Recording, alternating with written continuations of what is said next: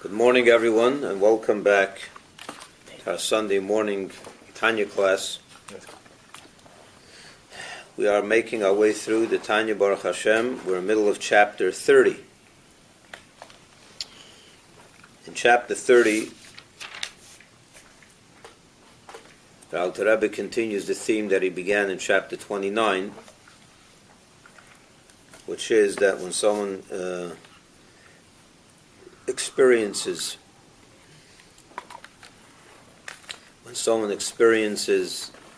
dullness of heart, his heart seems to be closed to the light of the soul, awakening him, energizing him, inspiring him. The soul is not penetrating.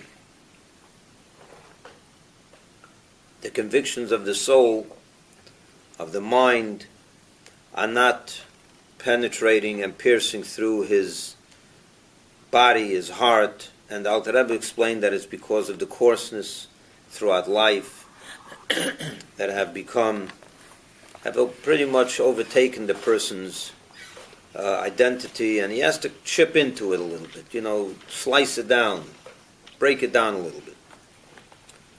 And the Alter Rebbe goes now in that was a lengthy chapter 29, I'm not going to go over it now. In chapter 30, the Alter Rebbe started talking about a little advice on how to make a person feel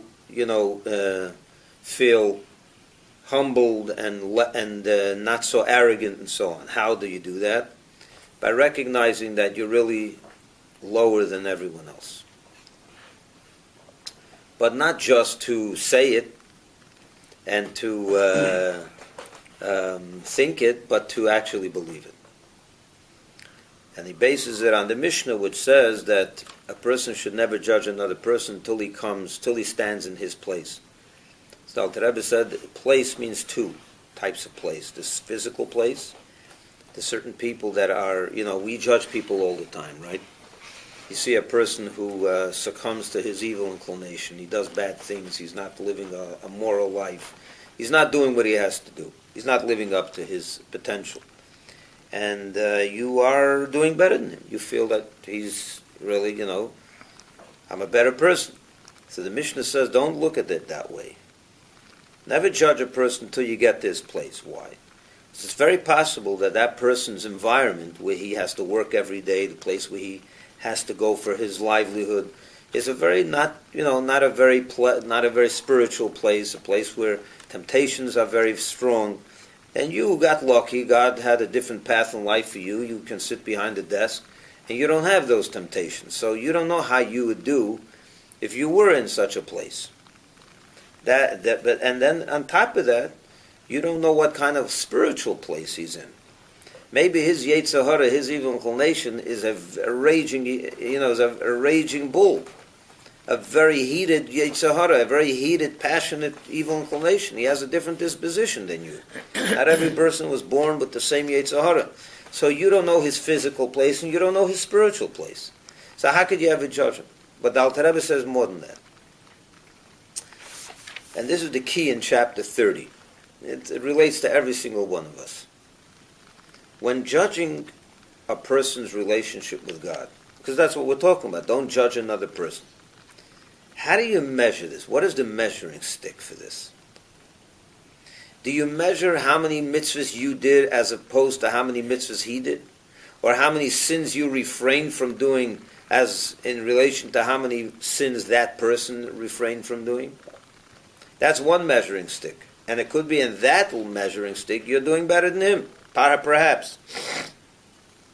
But the Alter Rebbe says that's not how you measure spiritual, your spiritual achievement.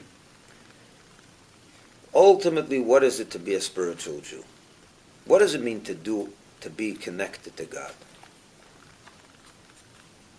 And that's the measuring stick. The measuring stick is, are you related? Do you have a real relationship with Hashem or not? How do you measure a relationship with God? How many mitzvahs you did? No, you don't measure it that way. Let me give you an example. In the 1940s, the 1950s, the 1960s, the Jews of Russia, How many mitzvahs were they able to do? A lot less than you. A lot less. But the 2 or 3 mitzvahs that they were able to do, you know what they gave up to be able to do that? Their jobs, their freedom, and sometimes their life. So who's closer to God? You who has 1,000 mitzvahs for the year, or them who have maybe 20, but the effort they put in surpasses yours by 1,000,000 miles. Who's closer? So that's the measuring stick. The measuring stick is, how much did you give up for God? How much did you put yourself aside and put God at the center? When you measure it that way, and that is the really only way to measure it, because it's really about you. It's about your inner workings, your inner soul. What does it mean to be close to Hashem? Maybe we should go back a step. What does it mean to be close to Hashem? To do a lot of mitzvahs? There's no question, the more mitzvahs you do, the closer you are to Hashem. Let's not diminish that. We don't want to diminish the doing of mitzvahs by any means. Obviously, the more mitzvahs you do, the greater reward you get, the greater effect you're having in this world, and on yourself, there's no doubt. But when you really get to a layer, a deeper layer, closeness to Hashem is this, to be holy. If you remember in chapter 6, what was the definition of holiness in chapter 6? I'll remind you. I don't expect everyone to remember that. The definition of holiness in Tanya is where God is to the exclusion of all else. In other words, when a person feels his own ego, he's not holy. Because holiness means attachment to God. And when can a person be attached to God? When he has bittul, as it's called in Hasidic parlance. When he has bittul. Bittul means self-effacement, or a simpler terminology would be humility, but it's not exactly humility. It means, in this modern devotion, the devotion, yes, but the result of it is devotion, obviously, but go back a step.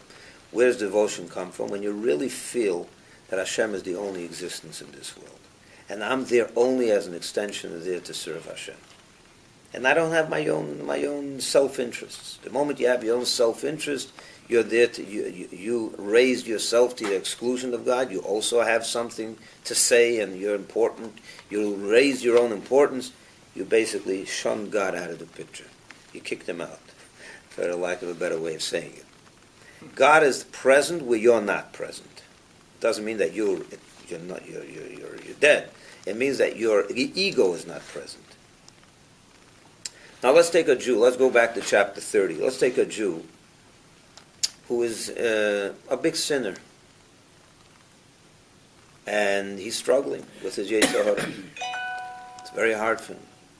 And he finds himself in places physically where his Yetzer Hara can take advantage of the situation. He's in a place full of temptation and so on. On top of that, God, for whatever reason, created this person with a massive Yetzer Hara. As it is, on a good day, his Yetzer Hara is a passionate, on fire to pursue self-pleasures and so on and so forth. So this is a person that is struggling on both ends. His physical place is bad, his spiritual place is bad. So obviously when he's tempted with a sin, he's going to have a big struggle. It's going to be a major struggle for him to overcome it. And let's say he succumbs. Bad, right? Nicht good. It's not good. And you're standing there watching this. And you say, look what a scoundrel that person is. So the Alter Rebbe says two things. First of all, you're not in his physical place, you're not in his spiritual place, you can't judge him. We got that. But then the Alter Rebbe goes, does that make you lower than him? Doesn't make you lower than him yet. It just says, I don't know what I would be if I would be in that position. But it doesn't make you lower than him. Over here, the Alter Rebbe started based on a Mishnaic dictum as well. A person should always feel lower than other people. Truthfully, not just, to say it, the lip service. You feel humble, you're going to say things, but internally you don't believe that. You believe you're really higher than that person. To really believe that you are lower than every other person in the world that you see. Could you imagine that? How could a person believe that? So the Alter Rebbe says the second thing. You are really lower. How do you know you're not? How do you know? So the Alter Rebbe says you have to measure the following. What are your struggles in life? Where do you struggle? You don't struggle with the struggles that that person is struggling, perhaps. You don't have such a passion for the flesh, pleasures of the flesh. You're not so into that, right? And you, thank God, you find yourself in a more of a benign environment, a holy environment. You're not so tempted. You're not out there in the street all day long, in the street corners where, you're not in Las Vegas. That's not where your parnasa brings you. You sit behind the desk, you're lucky, right? You sit in a computer. But now let's look at your own struggles. In the area of do good, for example. You have a mitzvah to daven every day, right? What does your davening look like? How hard is it to daven? The first thing you got to do is wake up in the morning and come here on time and daven. That's number one. Let's say you do that. You get here. You're concentrated. Then you have to start concentrating.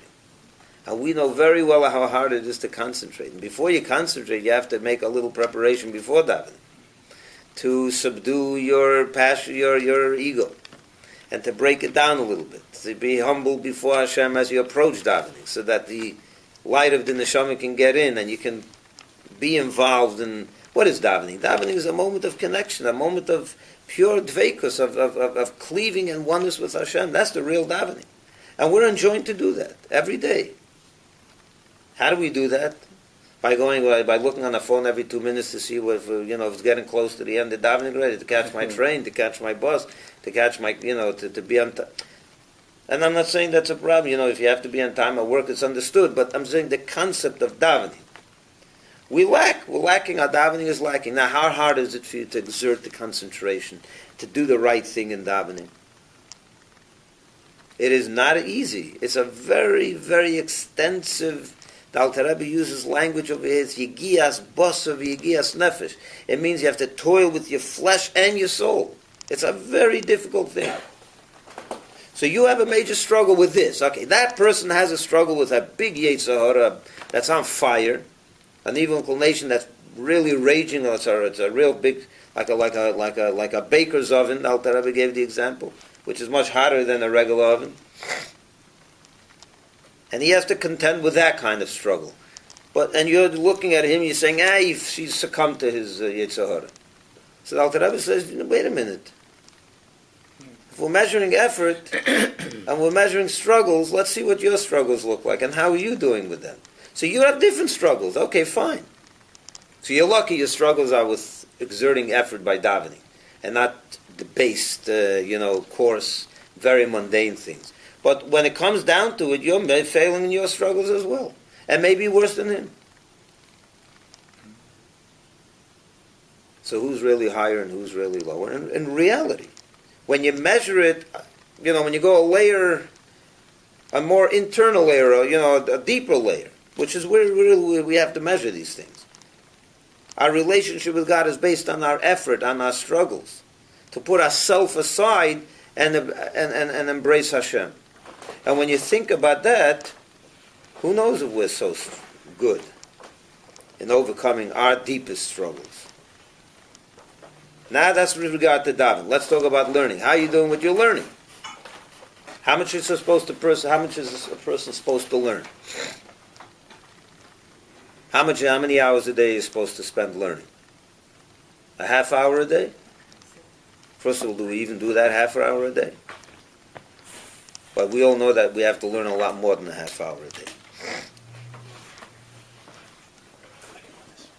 Right? Correct? You have so much time to learn. Do you learn? Do you spend the time learning? Let's talk about tzedakah. So go back to learning. It's a major struggle to sit and learn for 5-6 hours a day, which we all know we have. When I gave this example last week, or even 2 hours a day. Would you agree that we all have 2 hours a day to learn if we really wanted it? Yeah, for sure. I think we can find it. But we certainly can find an hour a day. Do we find it? Besides davening. Besides davening. I'm talking about learning. So we don't. We're not so simple. So we have, and for us it's a major struggle to sit down and learn for an hour a day. Imagine if you have more than an hour a day. So those are the big struggles in our life. That person who we consider a scoundrel has his big struggles and he's failing them, and we look down at him. Wait a minute, let's look at your big struggles. What are your big struggles? To exert the effort during davening, to exert the effort during learning. Over there you're failing. We're failing most of the time. Well, let's be honest about it. Maybe some of the time.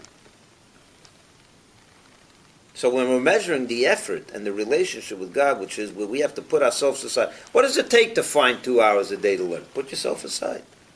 And for the benefit of Hashem. Put yourself aside and make God the center of attention. It's hard for us to do that. That's our big struggle. How about tzedakah? Charity.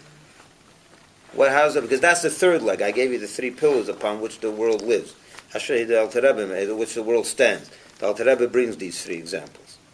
The pillar of Avodah, of divine service, the pillar of Torah, and the pillar of charity. Now, how about charity? So we all give charity, obviously. But how much charity do we give? Could we give more? Let's be honest about it. We probably could. We can make do with a little less for the benefit of a poor person who needs a little more.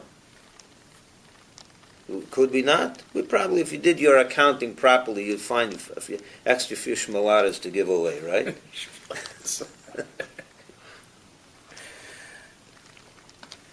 But it's a very hard thing to part with hard-earned money. It really is. It's probably harder than all the other struggles in life.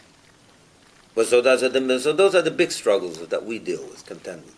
We don't have a big Yetzer Hara, but we have a big Yetzer Hara to keep our money. And we're asked to give it away. We're asked to cut away a little bit. Put God the center. He wants you to give it away. We don't want to give it away. I just saw yesterday. I don't remember where. Someone wrote us that he asked his mentor, his teacher, how much money he should, when he goes and collects money for poor people, for weddings, for orphans and so on, and the people give, how much should he, when do you know that you're getting the person to give what he has to? He said the answer was, till it hurts. When the person gives and it's already a little bit more than the comfort zone, then the person's giving stuff. Now don't get me wrong, if you're giving and it doesn't hurt, it's also giving, for sure. But when is real giving? When it hurts. When the person giving is giving, he's indeed giving more than he thinks he could. He's digging into himself. He's giving up of himself. It's where people say, if he gave $1 million, it wouldn't make a dent in his lifestyle. So you don't want them, sure you should give the $1 million. But did he give up something of himself? If it's not making a dent in his lifestyle, it's not really, so it's not making a dent, so he's not giving up of himself. And that's hard for me to say that. Who am I to say that? Person gives a big check to that charity. God bless him, without a doubt. But the idea of hurt means that you're giving up of yourself for Hashem. That it becomes hard. That is very hard. So those are your difficult struggles. So now measure your struggles with that person's struggles. Who's better? I'm not sure anymore. When you're measuring how many mitzvahs you did and how many mitzvahs he did, or how many sins he did and how many sins you didn't do, maybe you're better. But the Alter Rebbe says that's not the measuring stick. And I gave you the example of the Jews of Russia. That's by far not the measuring stick. The measuring stick is closeness to Hashem. How do you get close to Hashem? When you give up of yourself. And when do you give up yourself? When you're struggling, and then when it's hard, and you overcome the hardship, and you do. So everyone has their hardship. So you have to measure hardships, tests, your struggles. And when you really get down to it, it's very, very possible that person's struggles are. And when you measure struggles, you're not as good as him. That's the crux of what we learned till now.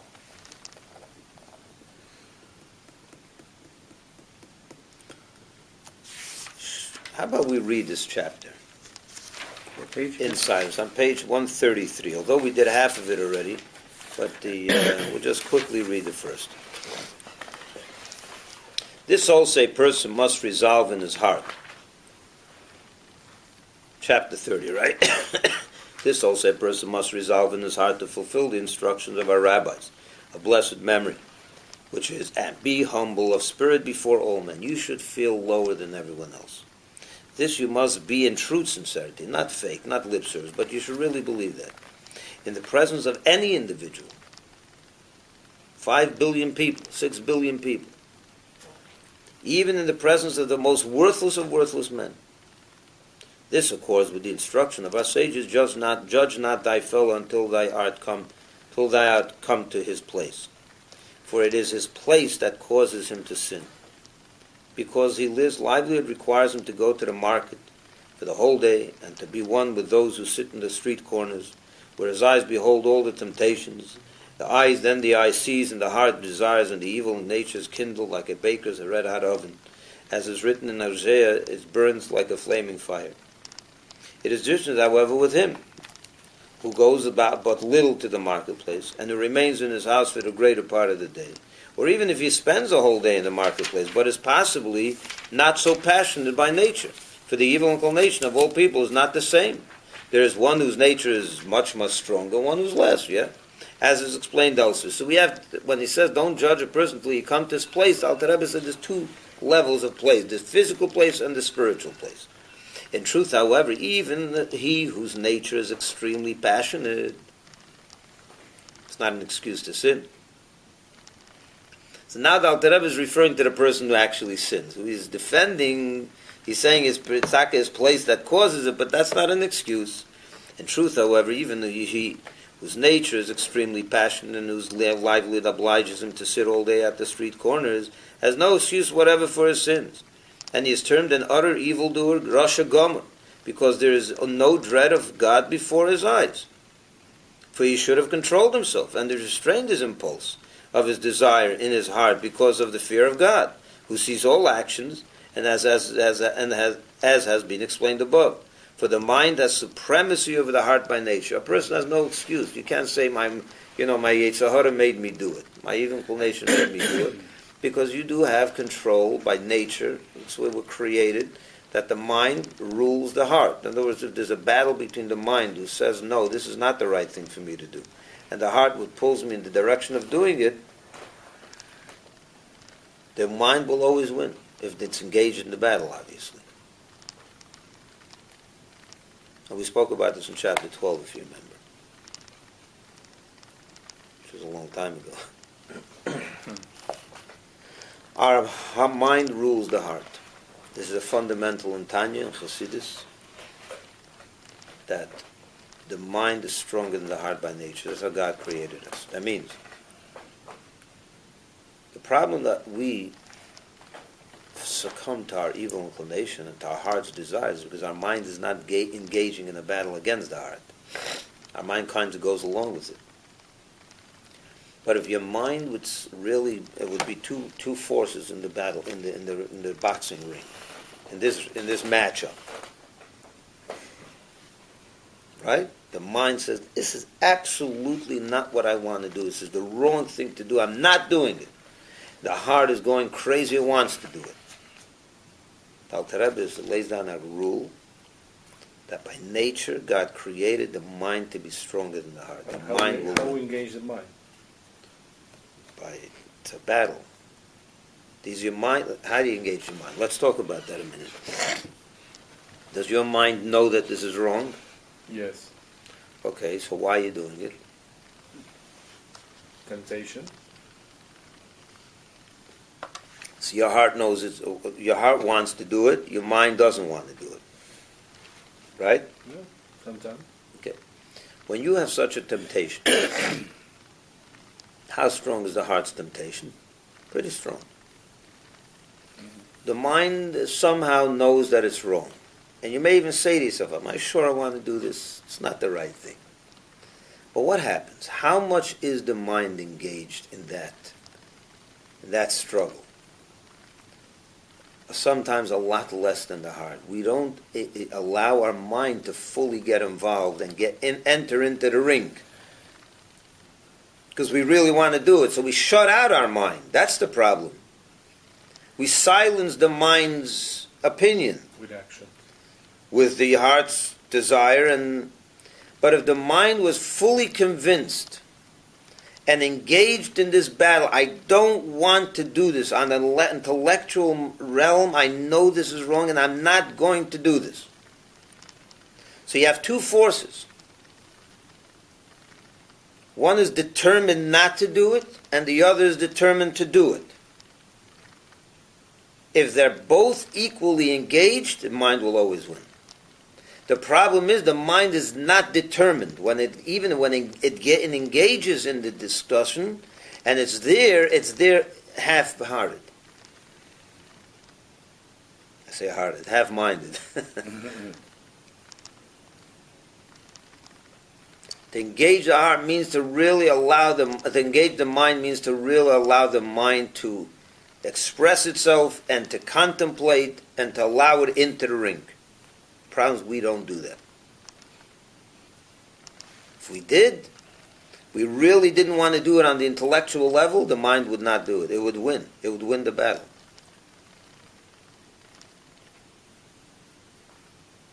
That's the rule. That's just that is a natural phenomenon, by the way. It's our nature. It's the way we're born. That's the strength of the mind. The mind is stronger than the heart by nature. But the mind has to engage. The mind has to be fully present.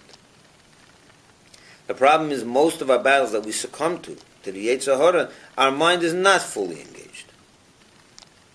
It's not fully present.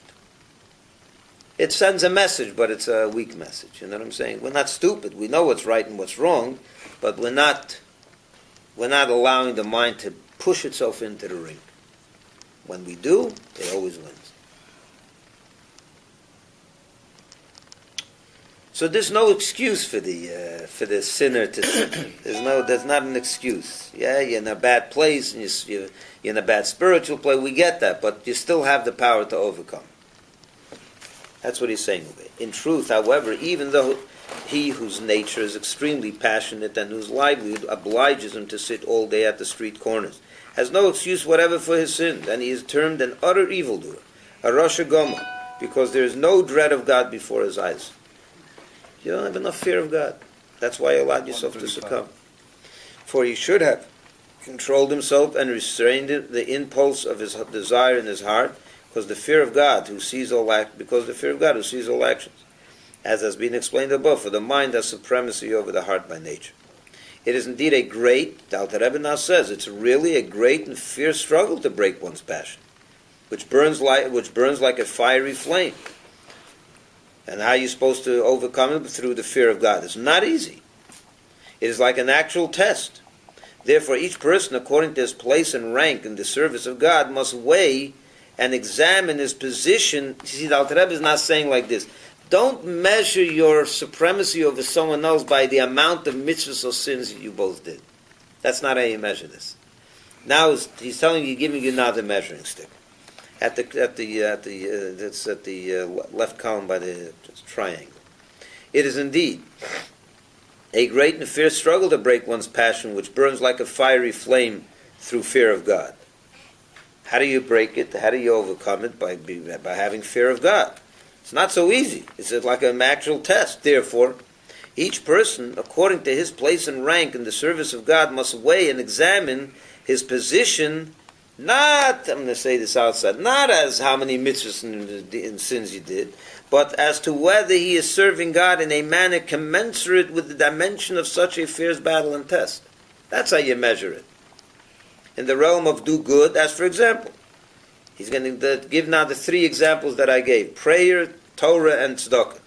He begins with the service of prayer, with kavanah, devotion, which is pouring out his soul before God with his entire strength, to the point of exhaustion of the soul while waging war against his body and animal soul within it, which impede his devotion. What happens when you daven?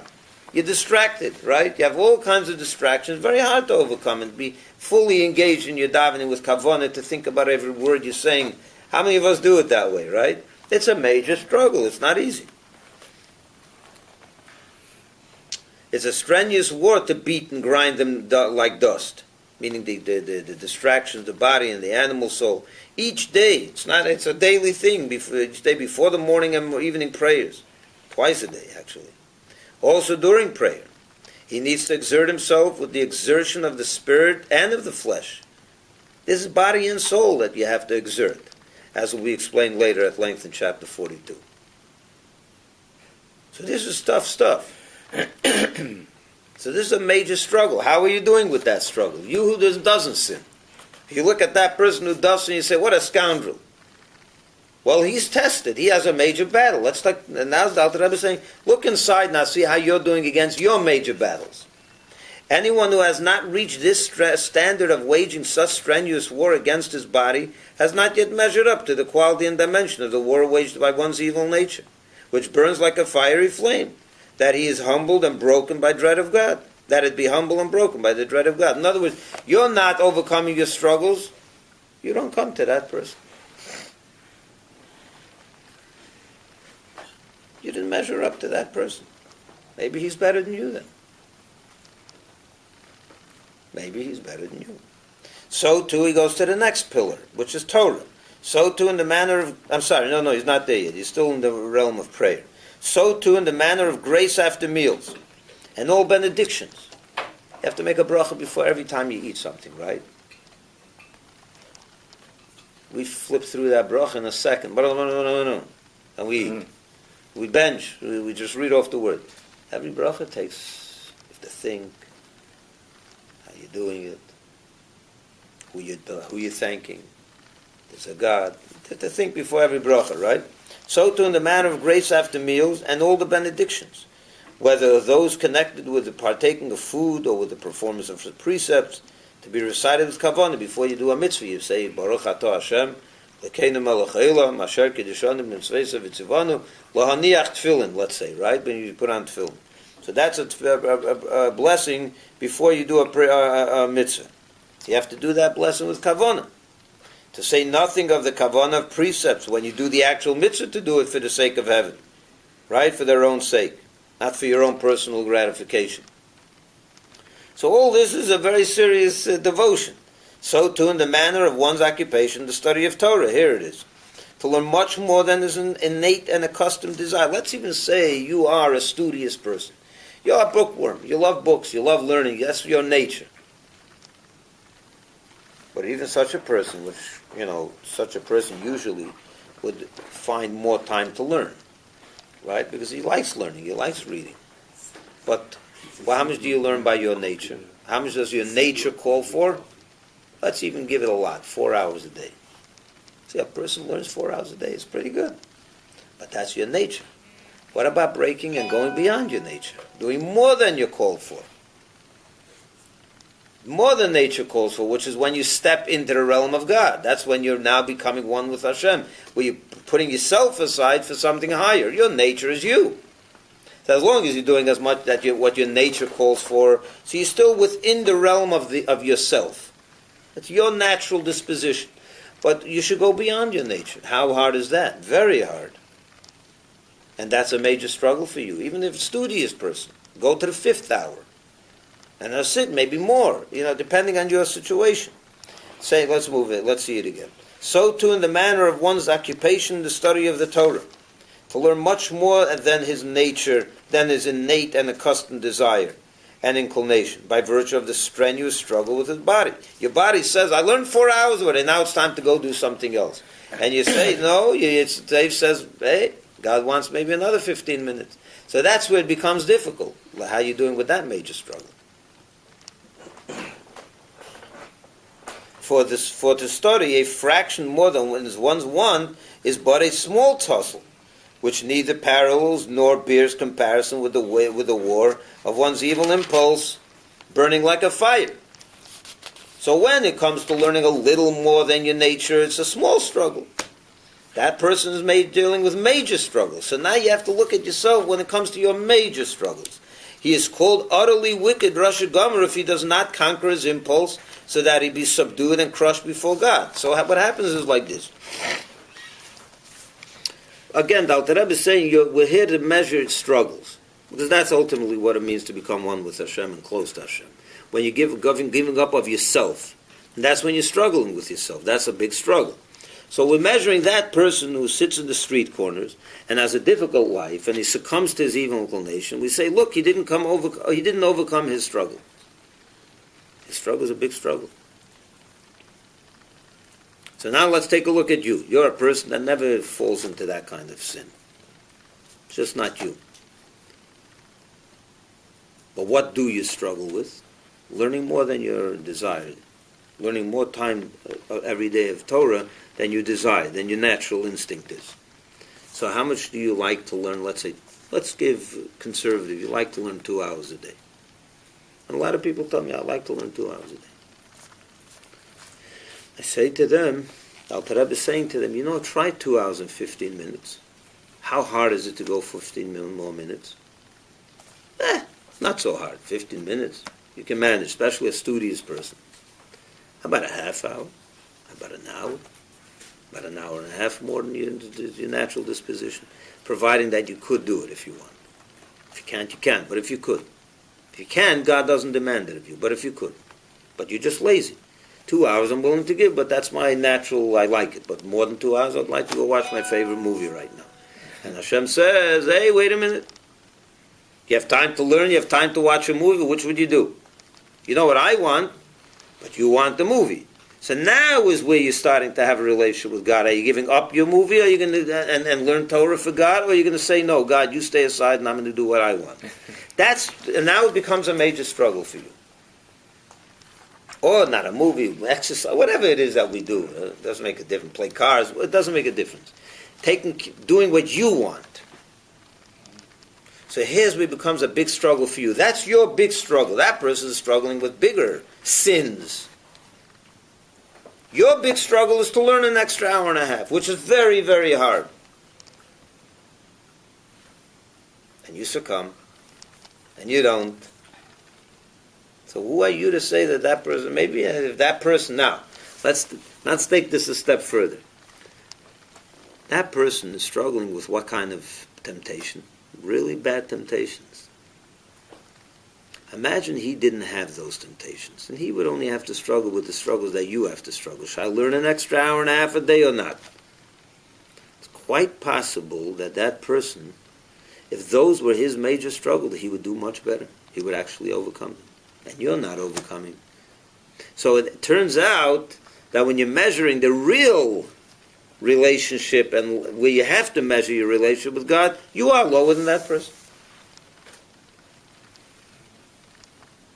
Now you say, but I'm not more, but you can't really, you'll argue, wait a minute. He's sinning in really bad sins. When I'm falling through in my own big struggle, but what is a big fall through? I didn't learn more. Is that as bad as doing terrible sins? You can argue not. Sinning is worse than refraining from doing a mitzvah, perhaps. Right? Mm-hmm. Follow what I'm saying? Mm-hmm.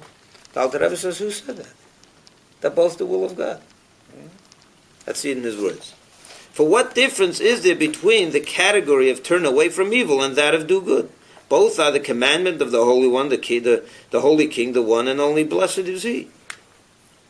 So too with the other commandments, especially in matters involving money, as a service of charity, tzedakah, and the like. And he doesn't have to elaborate on this, because everyone can relate to this. This is a very hard mitzvah, to give more than you want to give.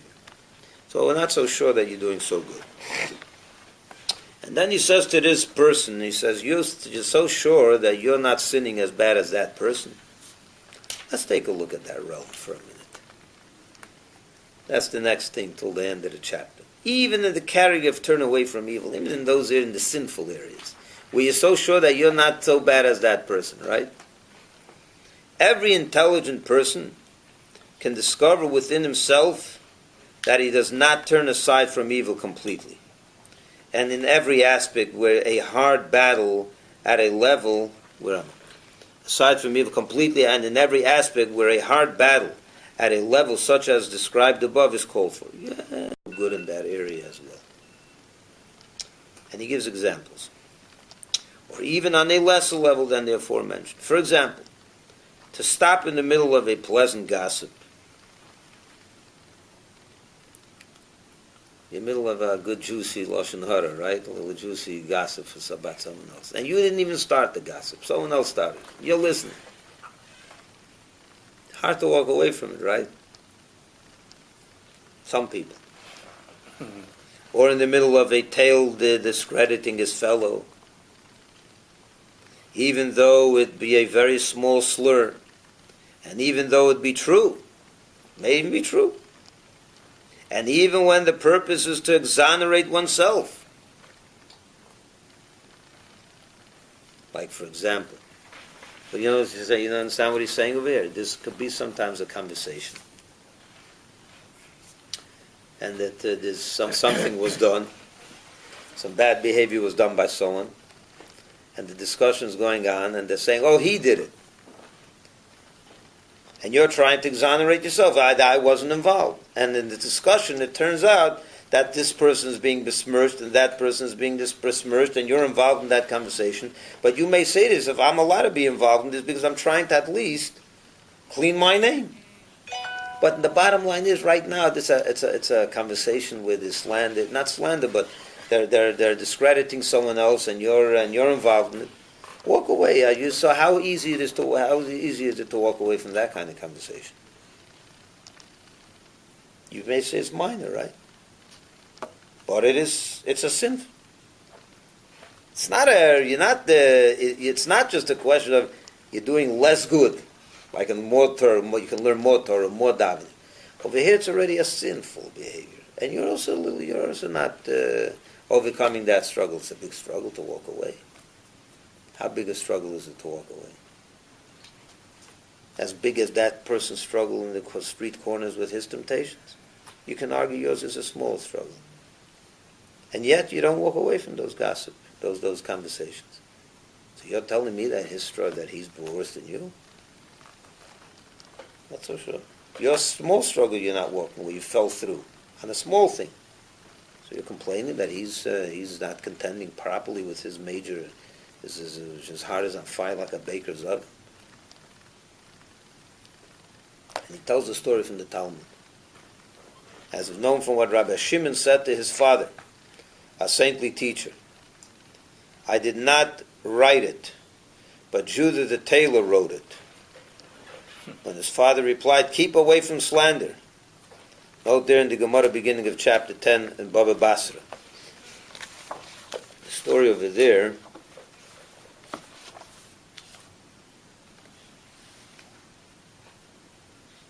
the story goes like this. There was the great Rabbi Yehuda Hanossi, the great rabbi who lived in the year 150 to 200. He wrote the Mishnah. He composed the whole Mishnah. So Rab Shimon, his son, brought before him a get, a bill of divorce. And the get was a kosher get. It wasn't completely, there's a lot of laws when it comes to writing a proper get. So it wasn't completely not kosher. Nevertheless, Rabbi Yehuda was not happy with the way it was written. He said it could have been better and so on.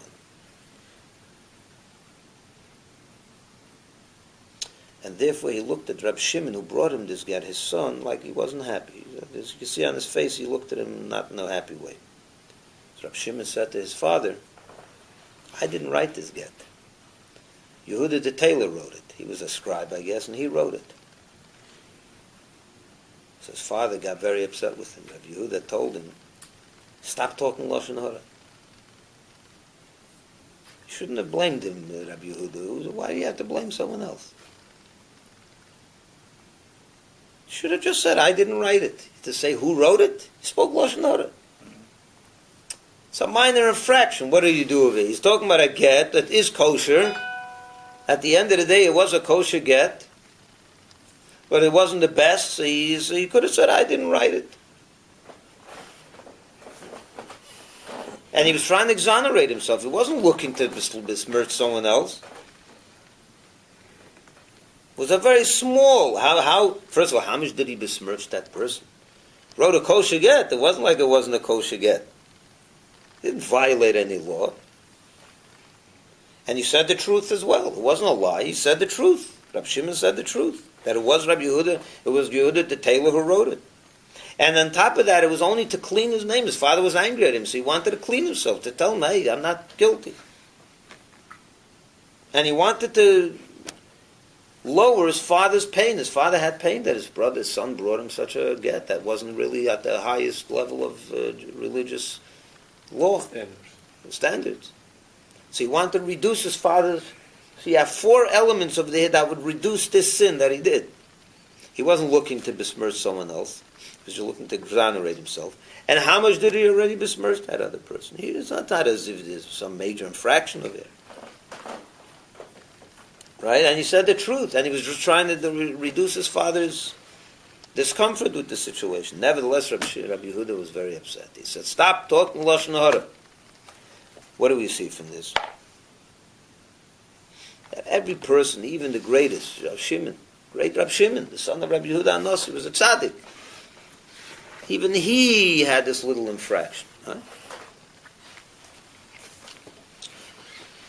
The same applies to very many similar things which occur frequently, especially with regard to sanctifying oneself from permissible things. This is the most difficult of all mitzvahs to observe. There's a mitzvah in the Torah that one should sanctify himself with permissible things. What does that mean? That means you're allowed to eat this thing, right? You're allowed to eat kosher food, right?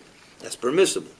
But it's not enough to just make sure you're eating kosher. The mitzvah is to sanctify yourself with that. It means even when you're eating that kosher food, make it godly, make it holy, sanctify it. Don't just eat like a glutton just because you want to eat it. You say, but it's kosher pizza. What's wrong? A kosher good steak. Yes, it's kosher, but why are you eating it? Because your palate likes kosher pizza. So it's all about you again. So sanctify the mitzvah to make it godly. Make God part of it. It's not easy. Every single thing you do, could you imagine you have to do that? So how many times that's a major struggle for most people? And then you know, it's not only with food, it's with all pleasures of life. Make it holy, make it sanctified. That's probably the greatest of all struggles. So, are you so innocent when it comes to those things?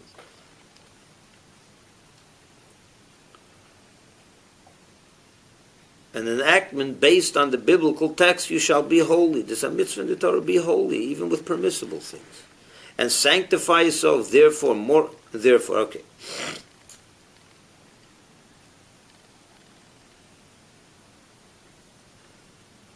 It's just he's quoting the verse.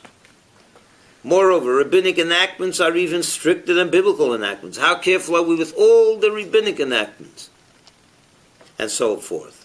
But all these and similar ones are of the sins which a person tramples underfoot. We become so used to it, we don't even think twice about it. Do you see eating pizza, kosher pizza, as a sin? Just you're in the mood of it? Who would see that as a sin? You would see that as a mitzvah. I'm keeping kosher. It's great. You have to do the brachot, right? Even if you make the bracha. Yeah, you have to. The bracha, is that enough to make a bracha? It's certainly, definitely important.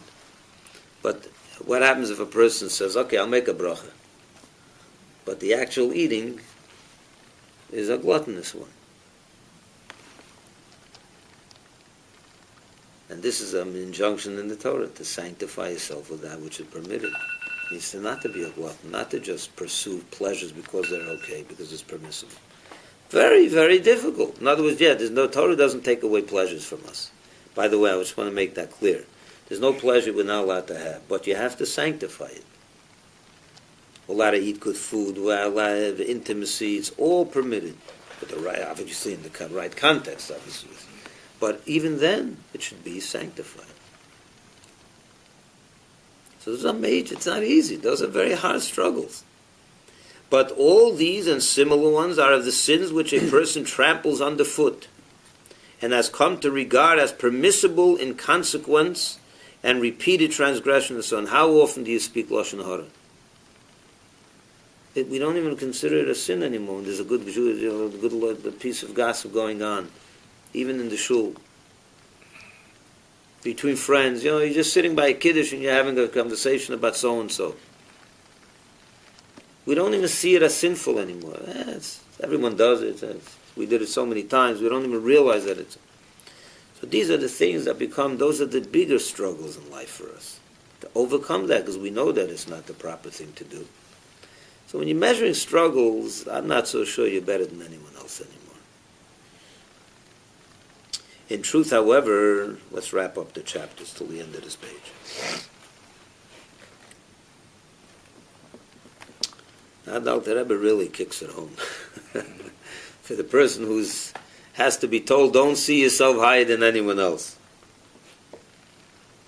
In truth, however, if he is a scholar and upholds the law of God and wishes to be close to God, his sin is very great, and his guilt is increased manifold, in that he does not wage war and does not overcome his impulse in a manner commensurate with the quality and nature of the intense battle mentioned above. Here the Alter Rebbe says even more. The nature is that the great scholar and the holy person that's doing mitzvahs, the real frum Jew, right? The really religious Jew, he may see himself as higher than other people. So Alter Rebbe says over here three things. This is really what it comes down to in this chapter. Alter Rebbe says 3 points. Number 1, you're not in that person's place, not physical, not spiritual. You don't know his place. Stop judging him. Number 2, the more important point, stop measuring how many sins you do, stop measuring battles. Effort. When your effort is so good, he proved to you that not so soon, not so fast. Now the Alter Rebbe says, you're truly lower than everyone else. How? Because you're the scholar. You know better. And you're not succumbing, you're not overcoming your struggles. So let's take a look. I mean, a person that's an ignoramus, never brought up with a Torah lifestyle, hasn't been educated by his father, and you see him sin in very grotesque sins, and that's terrible. It is. It really is not good. There's no excuse for anyone to sin. But you see that, and you say, wait a minute, look at that. That's terrible. But you are the educated person. You know better. You're a scholar. You know what's right. You know what God is. You have a little more of a relationship with God. And yet you're not overcoming your own deeper struggles. What a shame. Let me ask you like this, just to cite an example. What's worse, for a son to sin against a father or a stranger to sin against that person? When someone sinned against your father, and there's 2 people that sinned against him, his son and his neighbor, which is worse? Son. When the son sins against him. Yes. This is what the Alter Rebbe is saying over here. Every Jew is a son, every person is a relation to Hashem, but MLP has stopped. What does that mean?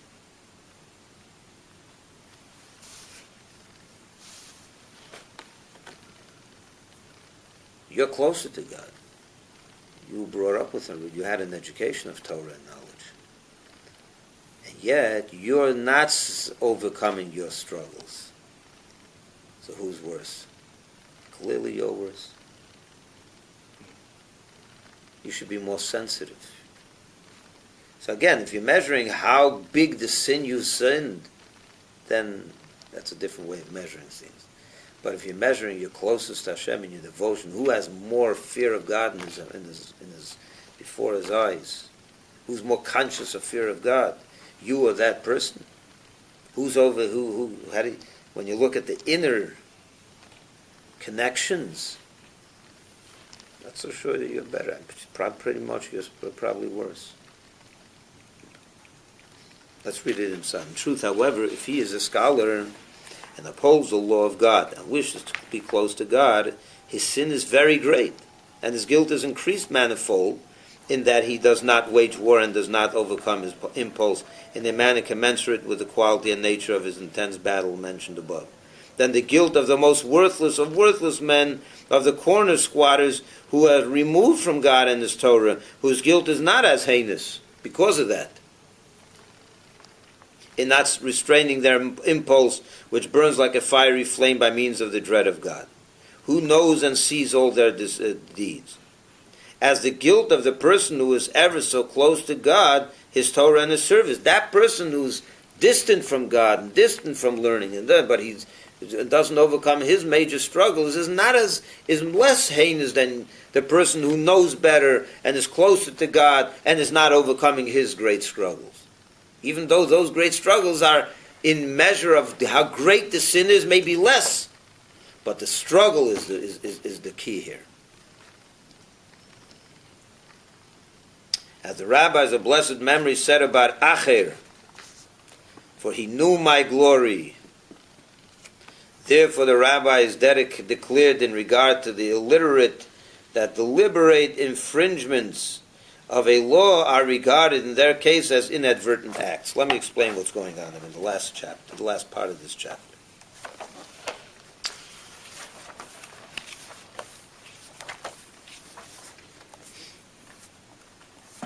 It's told, the Torah tells us,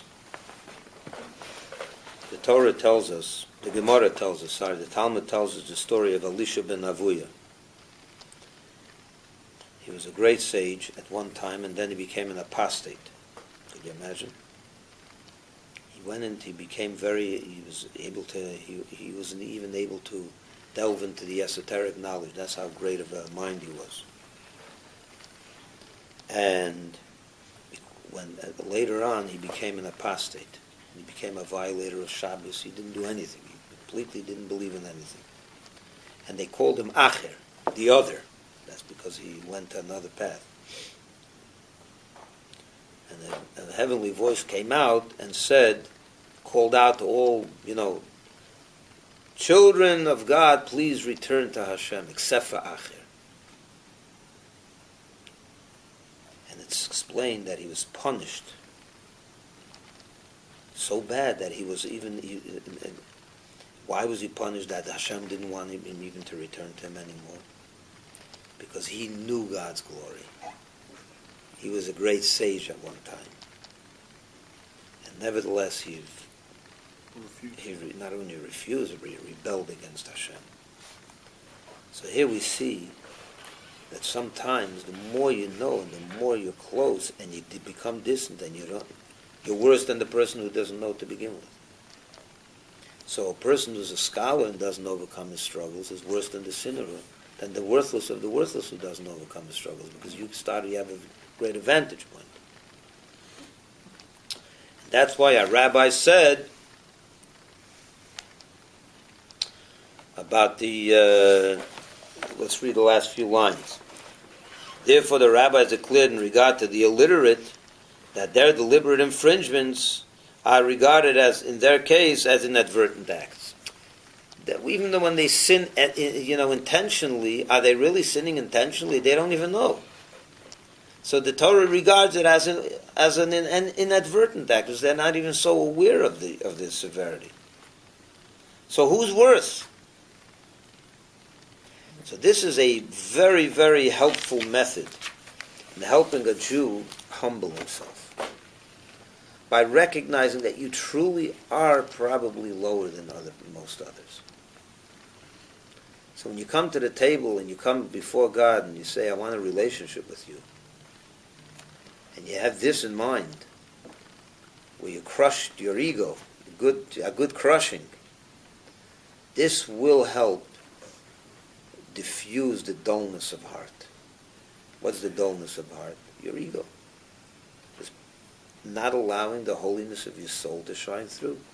Your mind has all the convictions that God is the only real thing to follow, and the Torah is real, but it's just, for whatever reason, you don't find within you the heart, the ability to get inspired. It's because your coarseness has become so bloated. Your ego has become so bloated. You have to crush it. Crushing is by talking down to yourself, first of all, as you've spoken to, but pointing out all the negatives that you have, and then realizing that you're even lower than most other people. And Alter Rebbe explains in truth how you can really believe and understand that even though you learn and you daven and you're a religious person, you're a holy person, you're great. But the Alter Rebbe puts a different, not spin, but a different view on the matter. How you measure these things. You don't measure by how many sins and mitzvahs you do. That's not the way we measure things. It's not the way God measures things. God measures your closeness, your devotion, your effort, your overcoming your inner struggles, your demons. And when it comes down to it, who knows what kind of, how real, who knows who's doing a better job. It's very possible, and most likely that you're doing a less job than that other person. So that's a sobering thought, a great equalizer. But thus, this just tells us how to crush the negative within. Soon we'll find out that we have a tremendous positive within, which is the neshama. And when you elevate the neshama, you can reach the highest of the high. So we'll move on to chapter 31 next week, and we're happy to be making this great progress. Have a nice day, everyone who's watching, and sorry if there were any glitches, and just a wonderful week, everyone.